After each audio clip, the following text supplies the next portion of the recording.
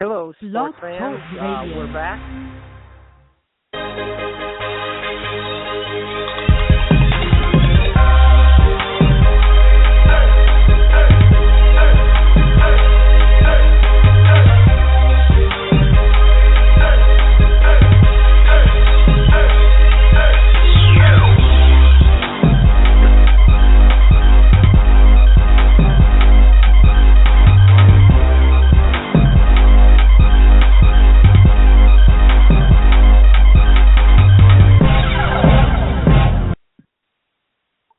Hello, sports fans. Welcome back. We apologize for our technical difficulties, but we're back. This is David Weinstein. I'm about to be shortly joined by Bill Gutman and Champ Jordan, and we're hoping to have Jerry Sullivan call in so we can talk a little bit about Strat-O-Matic and fantasy football.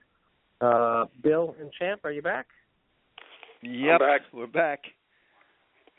All right, so we'll just wait for Jerry to call back in, and we'll work off our technical difficulties. So as I was saying before we got cut off, and as you pointed out, Bill, Jerry has been playing Strat-O-Matic for quite some time, and he just received his new shipment of Strat-O-Matic cards. And Jerry, are you there? Bill? Mm-hmm. Champ? Yeah, we're here. Okay, Jerry, are you there?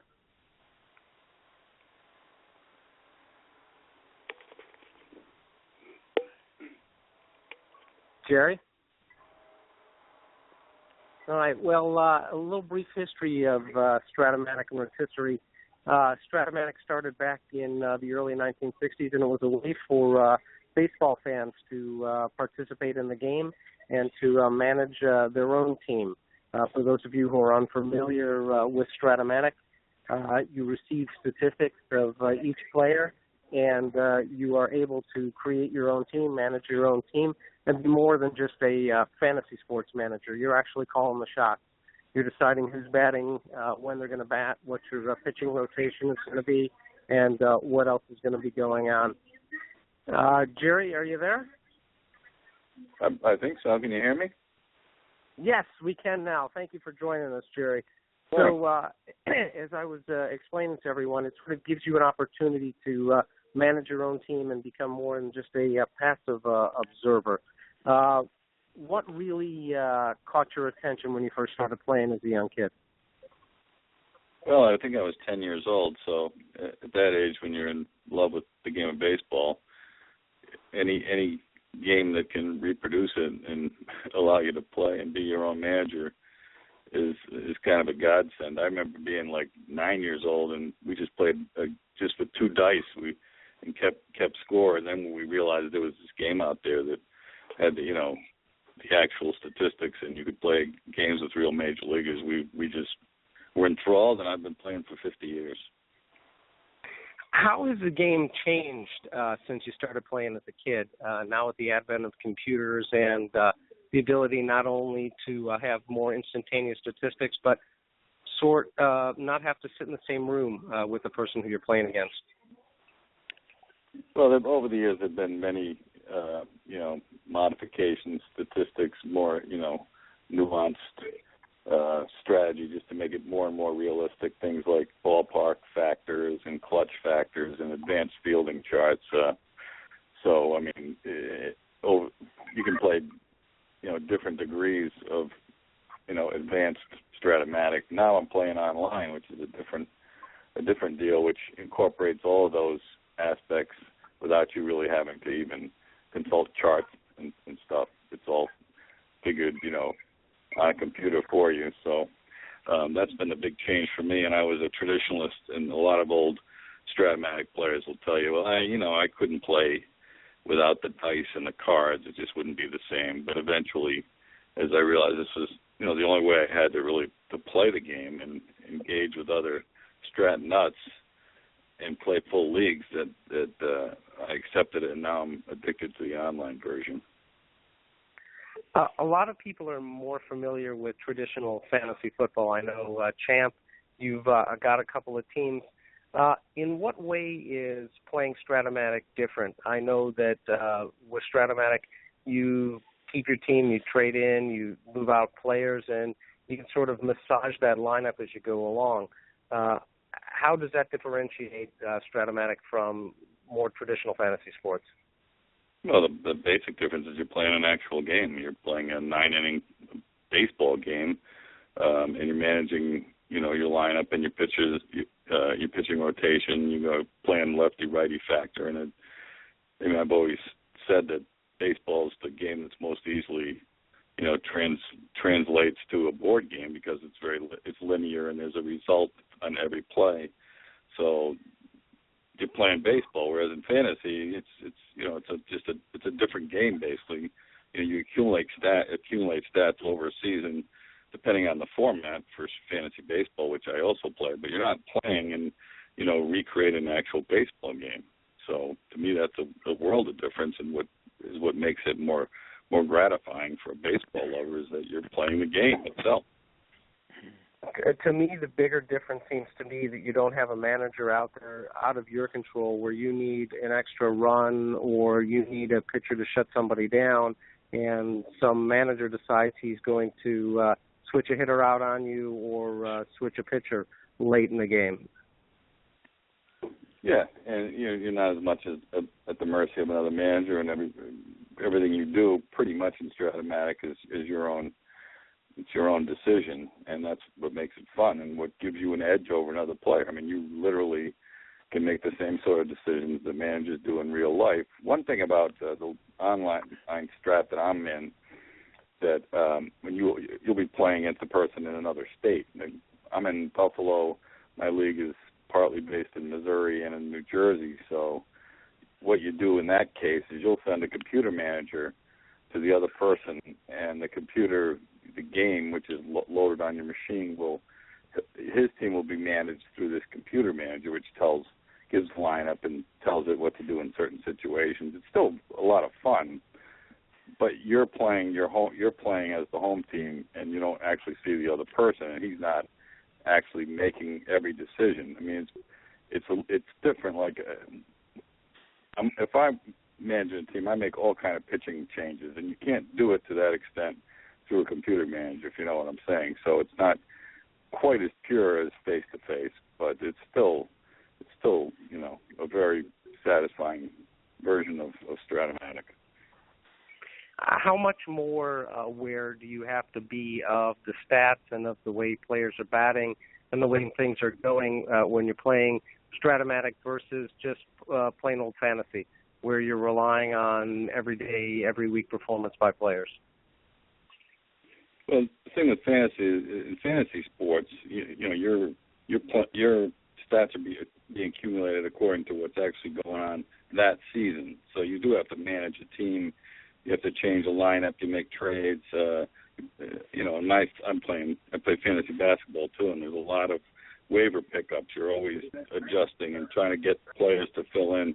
Whereas in Strat-O-Matic, you're playing with the stats from the previous year, an actual baseball game. So the thing that's cool about the Strat-O-Matic I play is that you have a team, and every year you bring in new players into your team who didn't have statistical cards the previous year. So while you're playing last year's stats in the game itself, you're also scouting and looking at what's happening in real life to see what's going to happen next year, which players are going to come in, and how your players are doing. See, every year in Strat-O-Matic you get a new card based on a previous year.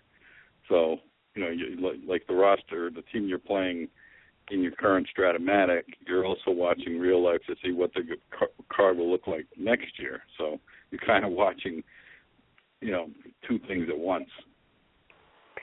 How much do you think that games like Strat-O-Matic and Rotisserie have really influenced what we all think about as fantasy sports now? And do you think that with the advent of fantasy sports, that fans are more in tune with the games, or do you think it just gives them a reason to cheer for their non-home team? Yeah, I think that's one of the detriments of fantasy sports, and I don't know, for some reason I think of it more so in football, that people don't even care about what happens in the games, and they're following their own players. And there's some of that in Strat-O-Matic. You play with a team that's a collection of players from teams. You don't. In some cases, you could play with the actual teams intact in real life, but generally it's like fantasy. You draft your own players and make your own team. But I do think fantasy sports gets to be a step removed from the actual game itself, and to some extent dilutes the appreciation people have for the actual sport. And that's one of the things I love about Strat-O-Matic baseball, where it's just is a near perfect reproduction, at least statistically, of the way actual baseball unfolds over a game or over a season. And I find when I'm watching baseball on TV or in person now, it even enhances my appreciation for the game, because I'm looking at lefty-righty matchups and, how players are used over a season, how you get the most out of a player. Where, fantasy, you just sit there and watch your stats accumulate from around the league. So it's a different experience, and I enjoy both. But again, if you're asking me what's better, I think Strat-O-Matic baseball is a better way to enjoy the sport. When you're playing Strat-O-Matic, do injuries come into play? If during the regular season the real-life player goes out, are you required to remove him from your lineup in Strat-O-Matic, or does it ignore injuries and sort of concentrate the real fantasy sports play? They do have injuries in Strat-O-Matic, and for most of my life I played with injuries, and it could be sometimes it'd be pretty frustrating when you guys kept getting hurt. In the league I play in, we don't use the injuries, even though they're on the cards. And I really don't know why they don't use them.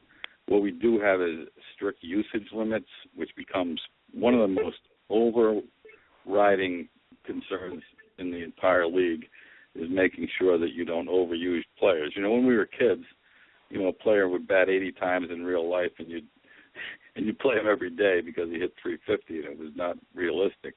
So they really legislate against that. You have to watch the usage of your players over the entire season, and in fact, the computer will tell you what percentage you're at that point in the year of what you should be using the guy, to let you know if you're overusing a player. Some guys will just use up players early and then dump them and pick another guy from waivers, but generally it's hard to do that and manage a team. So that kind of injuries aren't figured into our league, I guess, because we figure that our players are all limited to their natural usage because of our usage rules, and that injuries might make it more difficult to keep those things in line. But at times I'm thinking, why not? Injuries kind of could be fun, because it's a real part of baseball, and when you don't have it in your league, it's not as realistic as you would want it to be. How do you think that we can get younger sports fans interested in something like this, where they actually have to use their brain and sort of consider what the manager is doing, and not just sit back on the couch and watch what's going on and let the computer generate up the game? Do you think that kids today can have that same type of interest that you had as a 9 or 10-year-old, or do you think that everything has to be instant gratification, and how can I get to it on my iPad or my iPhone? That's a great question, and it speaks to my whole concern about the younger generation and the way they, the things, their attention span, things like that. And my son played Strat-O-Matic. He started when he was about 8, and we played a lot. But he doesn't really play anymore. He plays online. He plays video games. He plays video basketball, and I can't even compete with him in that. So I do worry that this type of appreciation of baseball is kind of becoming a lost art. And let's face it, baseball is not as popular in general as it used to be. And so I wonder, and I would, it'd be interesting to ask the Strat-O-Matic people, how much participation has declined over the years. And I get a feeling that it's largely being carried by people my age. I think there are younger players in my league, but they're like in their 30s and 40s, but most of the players are like me, 50s and 60s, I think. Do you think that the way that the professional leagues are promoting fantasy sports, for example, the NFL partnering up with FanDuel and partnering up with ESPN and CBS Sports and Yahoo, sort of offering an easy way out, do you think that discourages younger people from actually rolling up their sleeves and getting involved in something like this? You mean like Strat-O-Matic? Yes. Yeah, I imagine so. I think I guess it just comes down to it being easier and more accessible. That's why fantasy football is the most popular, because it's the easiest to play because it's one game a week. And another reason I don't like it as much as baseball, I love the daily, gradual accumulation of stats in baseball that's there every day. I really love that, but I don't know if a lot of people have that sort of appreciation anymore. Again, you mentioned earlier, like the instant gratification. People think baseball is too slow and boring, so a recreation of it, statistically, probably doesn't interest as many people as it used to, and it probably isn't as interesting for young people. You can't get young people to read anymore. Read a newspaper. I'm a newspaper man, so I fear for the future of newspapers, kind of for the same reason that it almost seems like an intellectually elitist thing to appreciate baseball on this level. I know there's a lot of it's still a sport that sells a lot of tickets and attracts a lot of people. Baseball is dying by any means, but I do wonder if the depth of appreciation for the statistical side of it has kind of declined. How hypocritical do you think that the leagues are when they frown upon traditional gambling, and yet they promote the fantasy aspect of their games, whether it be football, baseball, or basketball? Do you think that it's just rationalizing on their part, or do you think they're just being out and out hypocrites about it? Well, I think the leagues are hypocritical in general, just in the way they, they claim to be against betting lines, but gambling's a big part of pro football. There's a gambling epidemic in the country. I really don't think of fantasy sports as being that sort of an activity, even though you play it for money. I don't see anything sinister about sports promoting fantasy sports. I think their association with more serious gambling, which I consider a scourge in our culture, is a bigger problem. The fact that they're thinking of going to Las Vegas, and Adam Silver, is openly advocating, having gambling illegal on sports in this country. That disturbs me. I don't think fantasy sports is nearly the problem. I don't play it for money. I know some people do, but to me, it's sort of a substitute for gambling. Actually, it's a very inexpensive way to get that same kind of a feeling, being in the action. Well, Jerry, we appreciate you joining us tonight. I apologize for the technical difficulties we had earlier. One last question for you. Does your Strat-O-Matic season coincide with the beginning of baseball season? Do you go through spring training? Do you try out your lineup, or you and the rest of the league just decide when you're going to start and you kick it off from there? Yeah, it depends on the league. There are some winter leagues, but ours is, we just had one of our drafts, and we'll be starting in a couple of weeks in one of my leagues. The other one will start later in March. So it pretty much parallels the real baseball season. The playoffs are in October. So, in fact, I got my cards last week, as I think you know, and putting the different teams together and starting to study and get ready for the season. Well, we'll be sure to follow you on Twitter, and please let us know the progress of your team. We appreciate you calling in. Again, we've been speaking with Buffalo News columnist Jerry Sullivan. You can follow him on Twitter at TBNSully, SULLY. We appreciate you calling in. We look forward to speaking to you again, and thanks for being a part of the show. No, you're welcome, man. Always ready to talk about Strat-O-Matic baseball. Have a good evening. Thanks, Jerry. Well, yeah, we're thanks going for having me. You're welcome. We're going to move from a little bit of fantasy sports and fantasy baseball and Strat-O-Matic onto a real-life courtroom drama. We're joined again by Jenny Wilson of the Hartford Courant. Jenny, thank you for calling back in. Yeah, thanks for having me on. There's been a lot of progress in the Aaron Hernandez trial in the last week. There have actually been some days of trial testimony, and I know that the prosecution has been able to put a lot of witnesses on the stand. and continue to build their case.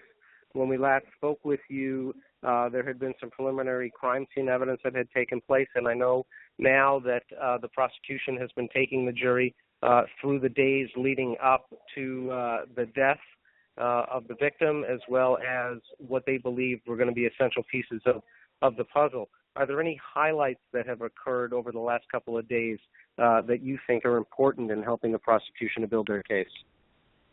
Yeah, definitely. There's been a big focus on the gun in the past couple of days, and now investigators have not found the murder weapon yet. It was never recovered, but they believe it to be a .45 caliber Glock.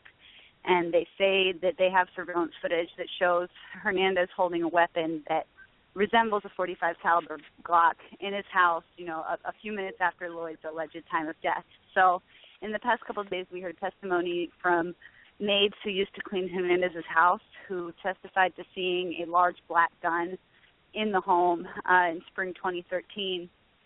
Today we had about 3.5 hours of testimony from a state police ballistics expert who really kind of went through all the crime scene evidence and laid out why they believe the murder weapon to be a .45 caliber Glock. They talked a lot about lands and grooves and rifling and how the bullet comes out. Can you let our listeners know how that's important and why that's important and what that really does in terms of helping the prosecution prove what this non-existent or the murder weapon they don't actually have to present to the jury? Yes, definitely. So when they have a crime scene that they're processing and they haven't found the gun, the gun wasn't found at the house, they never managed to figure out what the suspect or one of his accomplices did with the gun.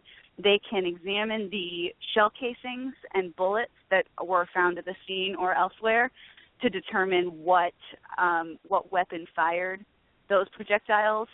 So what the ballistics expert did is he took the shell casings at the scene, and now when a cartridge is fired through a gun, the gun barrel, the shape of it, leaves an imprint or a mark on the bullet as it goes through.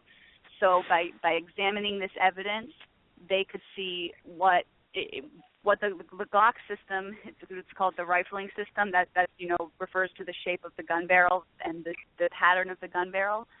The Glock is called an 8-right polygonal rifling system. So by examining these shell casings under a microscope and seeing the pattern, he could tell, what gun barrel the shell casing went through. So they're able to then match the casings that they found on the murder scene with the actual projectiles that are found inside the body. And for those listeners who aren't familiar with the way a bullet operates, it really is in two parts. There's the front end of the projectile, which it gets shot out of the gun, and which in the case of this homicide ended up inside the victim. And then there's the casings, which contain the entire bullet and the gunpowder, and which got expelled out of the backside of the gun. So what they're trying to do is to compare the casings that are found on the scene with the bullets that are found inside of the victim's body, and then link that to some sort of murder weapon. Is that a rough summary of what they've been testifying about the last couple of days? More so than that, it's that they link the shell casings to a certain weapon. They determined that the shell casings were all fired from the same weapon, and they determined that the shell casings were all fired from a weapon consistent with a .45 caliber Glock. The rifling system, the gun barrel of a Glock is shaped differently than other popular handgun models. So they determined it with the shell casings, and then they examined the projectiles separately. And they found 2 projectiles in Odin Lloyd's body and 2 projectiles in the ground. So they look at the projectiles and they see, okay, these were also fired from a .45 caliber Glock. All 4 of these projectiles were fired from the same weapon. So then you link the shell casings to the projectiles. It's more about linking each of the separate pieces of evidence to the gun. And if you know that they were all linked to the same gun, then you can sort of infer that way that the shell casings and the projectiles matched.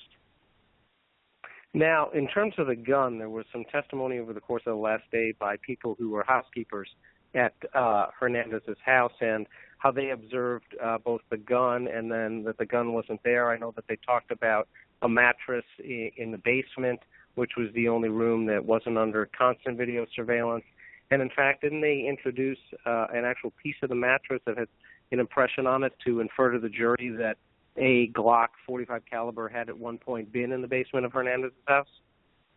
Yeah, no, now today was the first day we got mention of the Glock 45 caliber because none of the maids could actually testify as to the make or the model of the gun. All their testimony was just, it was more descriptive. You know, that there was a weapon that was recovered by Odin Lloyd's body, or not by his body, but maybe, say, a mile away, that prosecutors say one of Hernandez's accomplices was using the night of the crime, and that is a 22 caliber handgun. Now, 22 caliber weapons tend to be smaller, prosecutors say, than a 45 caliber weapon. So they put these maids on the stand, and the maids testified to seeing multiple guns in the house. They described one as smaller, you know, a toy gun shape and silver, and they described one as a large black gun, you know, looking like the kind of gun that law enforcement would carry. So what the prosecution is trying to do there is to point out, look, he had this 22 in his house and he had the 45 caliber Glock in his house at the same time. Now, they also made reference to, and they showed some video of his fiancée carrying a black trash bag out of the house. How significant was that, and where does that fit into this puzzle that the prosecution is trying to put together? Yeah, so again, it's all very circumstantial, and it's all kind of how the pieces all fit together. But prosecutors say that on June 18th, so the day after Lloyd was killed, Hernandez was out of the house, and he called his fiancée, Cheyenne Jenkins, and told her to remove weapons from the house.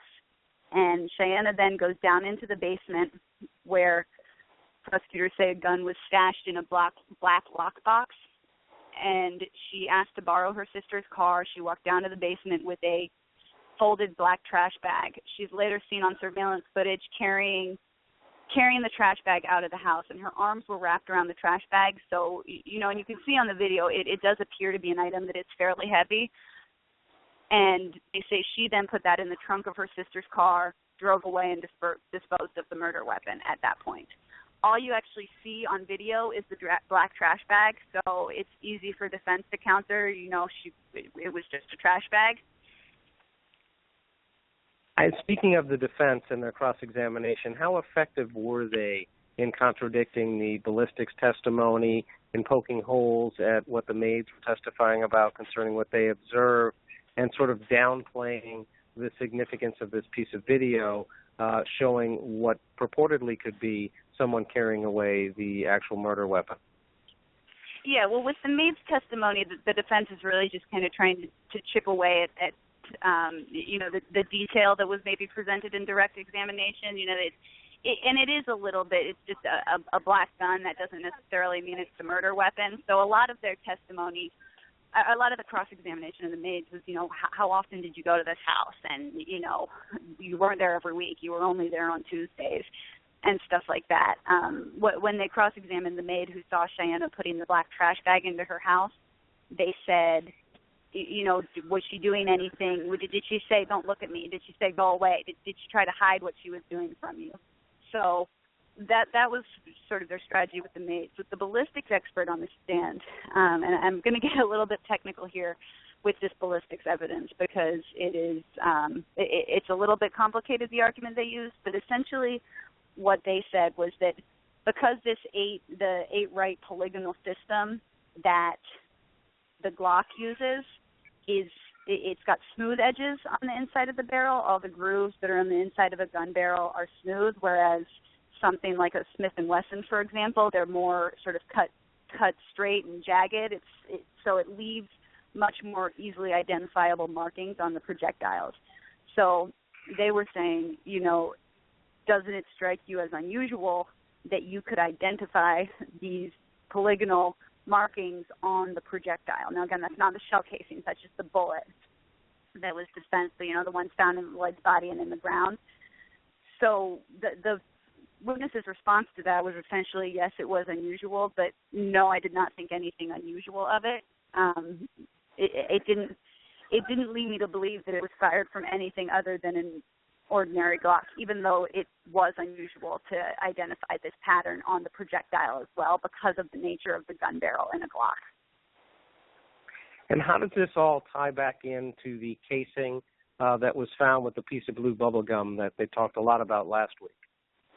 Yeah, so Lloyd was shot 5 times, and there were 5 shell casings that were recovered from the scene, sort of the area near his body where his body was found. There was a 6th shell casing that a woman at the rental car company where Hernandez returned the car he used the night of the shooting found, and she described it as a bullet, but it was actually a shell casing that she threw in the dumpster. Then police went into the dumpster, and they got this 6th shell casing, and that shell casing was a match to the 5 found at the scene.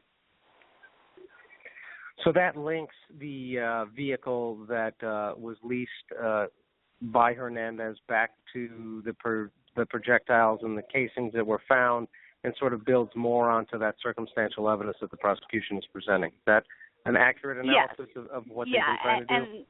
And again, it's hard when you don't have all the details of the case, because this prosecution case is really about connecting the dots. There's no, to use a pun, smoking gun in this case. It's about all the circumstantial evidence and how it fits together to implicate Hernandez.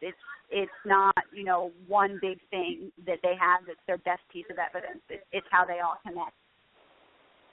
Sitting in the courtroom, does it appear that the jury, you obviously are not talking to them, but you can watch them and see what they're doing, do they appear to be following the story? Are they trying to connect these bouncing balls, or do they appear to be, somewhat disinterested and not really getting the overall picture the prosecution's trying to paint?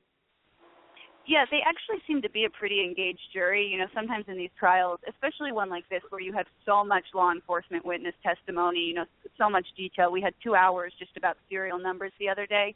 You'll see jurors nodding off or something, but as a group, they seem very engaged, taking notes and following along. I don't know if that's, just a particularly attentive group of people, or the fact that it's a New England Patriot who's the defendant. What type of witnesses can we expect to see in the next week? And in the timeline of things, how far along are we? Have we made it to the halfway point at this stage, or are we just barely, somewhere between a quarter and a third of the way in? I mean, I'd say that we're probably about halfway, maybe a little more to when prosecution rests. In terms of halfway at the whole thing, there's still a lot to go. I mean, they still need to present all the car evidence.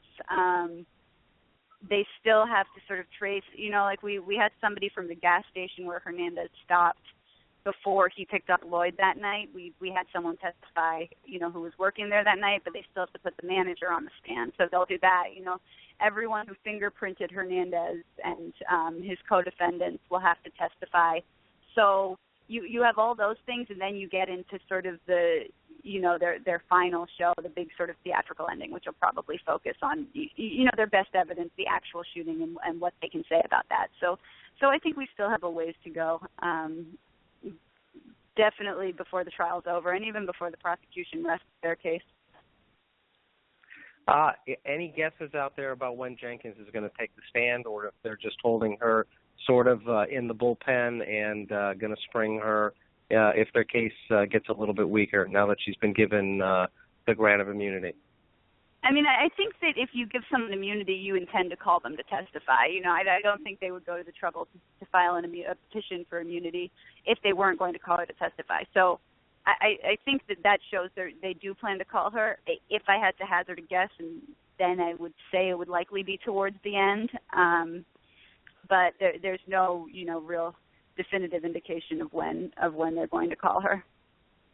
Because she knows what was in the bag, and she'll be able to answer those questions about what you were carrying out there, and they're hoping she'll at least tell the truth about that. Isn't that what their hope is at this point? I mean, I think it's more than a hope. By granting her immunity, they're essentially compelling her to tell the truth, because she can no longer assert her Fifth Amendment right against self-incrimination. So if she gets up there and she tries to plead the Fifth, she can't, because she's gotten immunity. And because she's not married to Hernandez, she has no privilege in that respect. So she either has to tell the truth or face being held in contempt of court or face a perjury charge. So this whole immunity order grant, it does essentially force her to testify or face consequences. Well, it sounds like there's a lot more drama ahead, a lot more testimony. It sounds like you're not only a ballistics expert, but from last week you're a DNA expert. And I think we can look forward to you building your areas of expertise as we move into fingerprints in the next stage. We appreciate you joining us. We appreciate you joining us and giving our listeners out there an opportunity to really be on the inside and sort of listening to the play calls as they're coming in. So we've been talking with Jenny Wilson from the Hartford Courant, who's following the Aaron Hernandez trial. You can follow her at Jenny D. Wilson on Twitter, and we appreciate you calling in, and we look forward to hearing back from you again next week, Jenny. Definitely. Thank you so much. You're welcome. Champ and Bill, are you still hanging in there? Yes.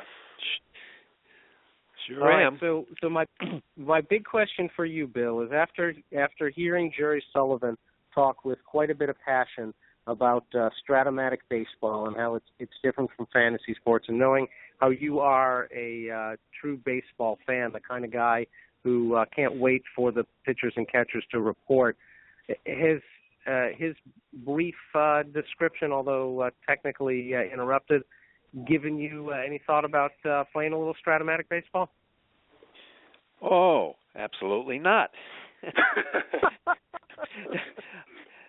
Well, you know, and you might say at my age with a couple of bad knees and everything, that's all I can do. But, you know, I grew up in the 1950s, and everything we did was outside. You know, we emulated baseball players by imitating their batting stances and their pitching motions, or how a quarterback dropped back into the pocket. And you know, that was our fantasy sports. We were them while we were outside playing ball ourselves. And, you know, we had some games inside with dice maybe, or with a little old-fashioned pinball machine that had a baseball game on it. But after that, you know, I followed a similar course that Jerry's following, as I became a sports editor of a daily paper, and then freelanced a freelance writer who wrote about all sports for many, many years in all different ways. And yet, you know, I still, I had a basket outside the places I lived for 20 years, and I go out and shoot baskets and run around and jump around and maybe say, hey, I'm Michael Jordan, or I'm this guy or that guy, but I never had the urge to go in and play with statistics and you know, compete against somebody with statistics. For some reason, you know, it was always real baseball and real football. And, you know, I studied those statistics, of course, like most sports fans do, but I never had the urge to do this fantasy baseball. And hearing him describe it, he's obviously had a long run with it, and he loves it. And he got his son into it, and I think it's great. It's just, you know, it's the old different strokes for different folks things, and it's just never had an appeal to me. And I can't fully explain why, except that, you know, I was more into playing and being outside, and, you know, if I could still play a little softball today, I'd try to go out and do it. So maybe that's the reason. Champ, I know you're a big fantasy guy. I know you manage a couple of teams during the football season. What about the ability to manage a team, not just relying on somebody else's decision, but to actually go in there and pick the players and decide who bats and who's going to hit and when they're going to hit? How much of that is appealing to you? I think that aspect is pretty appealing. I think where, you know, it being a little bit more time-consuming, I think that, I guess, is a little bit different from the actual, you know, fantasy football and basketball, where, you know, you set your lineups and then you can go basically do your own thing and then, you know, check them on your phone or something. But I just think for fantasy football and, you know, all the fantasy sports, I think the instant gratification is something that excites me. And, you know, being with, you know, having FanDuel and DraftKings to where you can actually make money off of it, I think that's really appealing also. So less of the ability to sort of sit and follow the stats and let it go, as the ability to sort of utilize what's going on out on the field there, increase fan interest of the game, and maybe have a little side benefit for the average fan who's watching a major leaguer make millions and millions of dollars. That's what's more appealing to you, Champ? Yeah, a little. And plus you're using, I guess, last year's stats with Strat-O-Matic, so, you know, with the fantasy sports, you're basically using the stats that are current, you know, how they're playing now and injuries, and you're basically basing your decisions off of that. So I think, you know, that being said, that I think for me that's a little bit better, you know, way to play the games. So aside from the pitchers and catchers and now the full teams reporting, one of the big stories that was out there today was the injury that happened to Rose, and again for him going under the knife. Bill, how do you think he compares with some of the greats who have seen their careers cut short? And is he someone who people are going to say he could have made something of himself without the injury, or is he just another somewhat average player who just happened to have bad luck? No, I think he's a lot more than that. He was the league MVP in 2011. He's obviously an outstanding player. And, players can come back from one injury and maybe two, but once those knees start to go repeatedly, you're going to lose something every time. And, we've mentioned someone like Gale Sayers. Of course, football is a much more well, maybe not, but with the hits, it's more demanding. And he came back from his first knee injury to gain 1,000 yards, and the second one really kind of finished him. The player I always think of is hockey's Bobby Orr, who, again, he was derailed before he was 30 years old by repeated knee injuries. And I can remember seeing Bobby Orr in person at Madison Square Garden when he was an 18-year-old rookie with the Boston Bruins, and I couldn't take my eyes off him. There was just something, the way he skated and the way he glided around the ice. And to me, this guy playing defense and scoring over 100 points a year several times, he was the greatest hockey player of all time, even more so than Wayne Gretzky. And his career, again, he slowed up, slowly. He overcame a couple. But once you get multiple knee injuries, and, of course, basketball with cutting and jumping and everything, I'm sure he'll come back, but it's got to be devastating for him to have to go through another rehab the third in 3 years after such a promising start to a career. And I think, it's one of those things that happens sometimes, whether his physical makeup makes him more prone to injury than some others. I don't know. Some players can go through a whole career and not get hurt. So it's really a sad story in a way, and a devastating story for the Bulls and for him. Champ, where do you think he falls in? Are there any other players that you would add to Gale Sayers and Bobby Orr as people who really got cut off in their prime? Yeah, I have a couple. I was thinking of, I guess when I first thought about it, I thought of Penny Hardaway, especially being since, they went to the same school in Memphis. Also, I thought about Grant Hill because, everyone was basically saying that, he was kind of like one of the guys who was like next in line to be that next, Jordan-type player. And he was, one of the only guys to, almost average a triple-double, after Oscar Robertson. So, I mean, those guys are just really good, and it's like in their prime, they got hurt, multiple knee injuries kind of derailed them. But I just kind of wonder if it's, one of those things where is he going to be able to, bounce back and be like a role player or a contributor, or will he be like more like Brandon Roy and, his career be over before he turns 30? It could be, because he could very well get hurt again when he comes back. So, Champ, that these athletes are so competitive that it's hard for them to hold back. And another guy that tried it and didn't make it was Tracy McGrady, who had that microfracture surgery, which is supposedly one of the worst surgeries you can have on a knee as an athlete.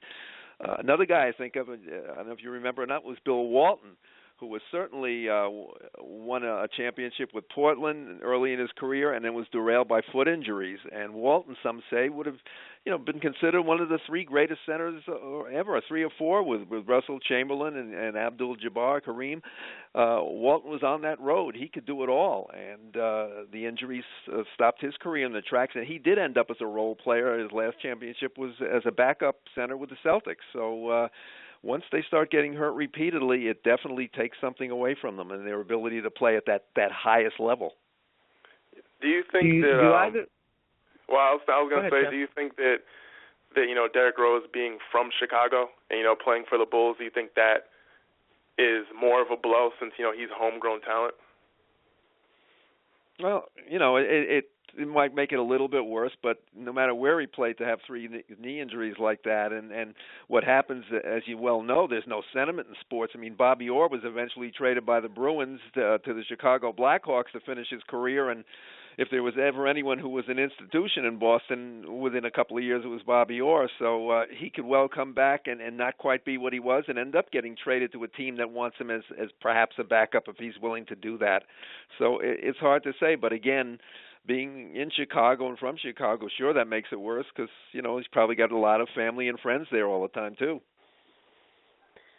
Champ or Bill, do you think that the injuries that we're seeing that are so severe are a result of increased speed of all of these games and the training that these players undergo, or do you think that Rose has just had a really bad run of luck, and that it doesn't matter, when he would have been playing, whatever era he was playing in, he still would have ended up with the same type of injury? That's hard to say. As I said, maybe he's certainly just got a muscular system, or however you want to say it, the way his body is constructed that's more prone to injury. Or it could be just bad luck. Obviously, in football, the injuries are certainly more severe now because of the hitting, but basketball still is always it's at a faster pace now, as all sports are. But there were players that had knee injuries back in the earlier days, and certainly, I think in some cases with so-called minor injuries, players leave the game now because they don't want to jeopardize their career. I know what happens in baseball, where in the old days when there were 16 teams, a player was afraid of losing his job if he came out of the game because there were so few of them. Whereas today, a guy pulls a hamstring or strains a hamstring, he's out for a month, and sometimes people say it's the agent saying, don't go back yet, because you don't want to jeopardize your career. But the injuries are going to happen, and some guys, like I said, just seem more prone to them than others for whatever reason. Before we close out the show for the night, I do want to talk with both of you about one more topic. For a sport that seems to be sort of fading away, the announcement of the Mayweather-Pacquiao fight finally appearing on the horizon seems to be dragging boxing back into the limelight. Do you think that the fight will actually take place, or do you think something's going to happen at the last minute? I think the fight will take place. I just think that it's a few years too late. I think that, with Floyd being both of them really on the tail end of their careers, so I think it's something that, boxing fans will, be appreciative and be happy to see. But I think they dropped the ball on this one. I think that this should have been something that should have happened a couple years ago, and it might have garnered, more excitement than I think it is right now. Well, from what I'm reading, it's probably going to be the richest fight in history because the ticket prices are out of sight already, especially in the secondary market. They're going for thousands of dollars. Boxing is a dying sport. I grew up loving boxing. In the 1950s, the fights were on television every Wednesday night and every Friday night, and you got to know the fighters, and you saw a lot of good fighters. And it slowly went into theater TV, where you went to a movie theater to watch it. And I can remember driving from, I was on the Eastern Shore of Maryland in college. I drove all the way to Baltimore to see the first Patterson-Liston fight. And after driving for 2 hours, the fight lasted 2 minutes and 6 seconds. So then you went into pay-per-view on television. But you've lost the personalities. You've lost the rivalries. You don't have the Sugar Ray Leonard versus Thomas Hearns anymore. So I think maybe less fighters, again, from the United States especially, are going into the sport. Martial arts fighting has come up as a competitive sport that people are more interested in watching. So, when you have something like this, it becomes an event almost more than a boxing match, and it's going to be, the thing where everybody wants to be there. I think that started with the first Ali Fraser fight at Madison Square Garden, where all the so-called beautiful people came out dressed to the nines to watch what turned out to be a great fight. But, that brought boxing to a different level, and, of course, you get a fight like this, and they're going to market the heck out of it. Well, let me ask you, Bill, what's your bottom line price? What's the most you're going to pay to see a ticket in person, and then how much are you willing to shell out for pay-per-view?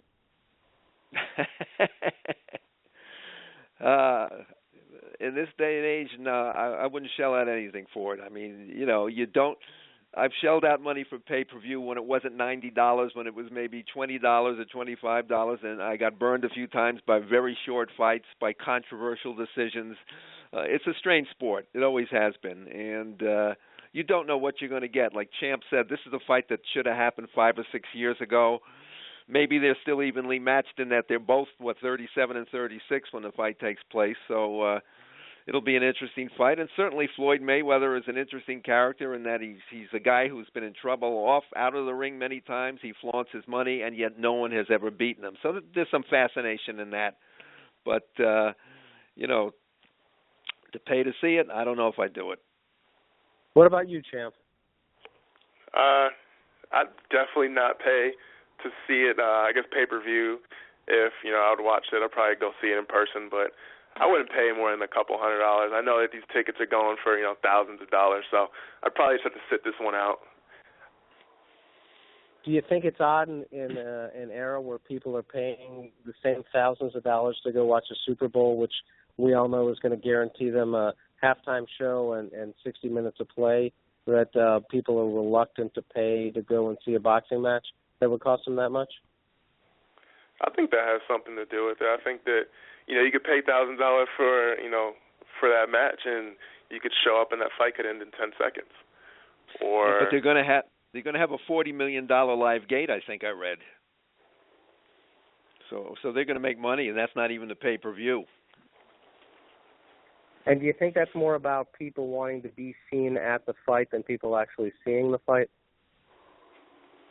I think that's part of it, especially out in Vegas. But, you go back to Dempsey and Tunney in 1927. I believe you had 100,000 people in Soldier Field in Chicago to see the long count fight. So boxing has had a certain fascination for the public for many years. And although it's changed now, you will see, you'll see both people there. You'll still see some old boxing aficionados, and you'll see people that just want to say I was there and want to be seen in Vegas.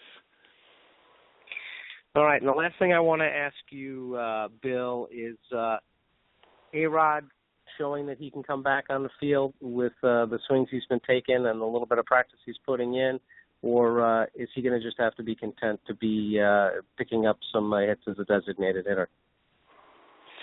Yeah, I think so, but you're not going to know anything until he faces live pitching in the preseason.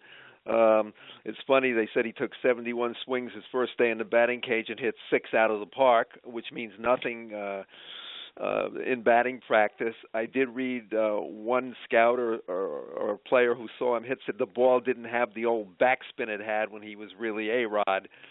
Whether that means anything or not, I don't know. But he's got a lot to prove. The Yankees are downplaying everything. They're going to make him earn it. He's not getting any kind of a free ride, and most people seem to think they'd love it for his hips to be bad and him to say, I can't do it anymore, I have to retire, and then insurance pays 80% of the $61 million they owe him, and he's gone. So we'll see. If by some chance he comes out and he's hitting home runs, then all will be forgiven, as we know, because if he's helping the team win, the fans will be cheering, and his teammates all seem to be behind him anyway, so they'll support him. But it's up to him, and most people think that having played so little with 2 bad hips and reaching the age of 40 this year, that it's going to be very difficult for him to have the bat speed to catch up to these 95, 98-mile-an-hour fastballs. Well, as you said, we will see when he starts facing some live pitching. That should be coming up soon. I know that there are plenty of people out there who are looking forward to the season getting underway and from some actual live games to getting underway. But thank you for listening. And as a reminder, Huddling with the Pros Sports Talk Radio airs live every Wednesday evening from 9 p.m. to 10 p.m. Eastern. The show is produced by Jacqueline Park and is a Hyacinth Communications production. Be sure to like us on Facebook and follow us on Twitter. Special thanks to our guests Jenny Wilson and Jerry Sullivan, and to our great Huddling with the Pros team, Champ Jordan, Bill Gutman, and Danina DePool. Good night, everyone, and we will see you next week.